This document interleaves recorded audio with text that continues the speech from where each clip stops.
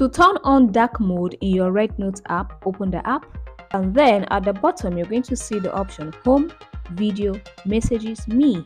That is the 4 icons below. Head on to tap on the 4th icon, which is the Me icon. Then at the top you're going to see the settings icon like a gear cog. Tap on it, and then you're going to see the general settings. When this pop up, tap on the general settings. So when it opens up, you're going to see the option dark mode. Tap on it. So you have the option to turn on dark mode or turn it off. It is currently off, and that is why it's gray in color. So if I want to turn it on, I'll simply tap on it and it has been turned on. So you see, it has now activated the dark mode. Let's go back and see how it's going to appear. Okay, can you see? It's all dark. So I've successfully turned on the dark mode.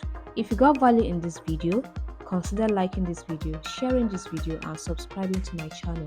Thank you for your support, and I'll see you in my next video. Later.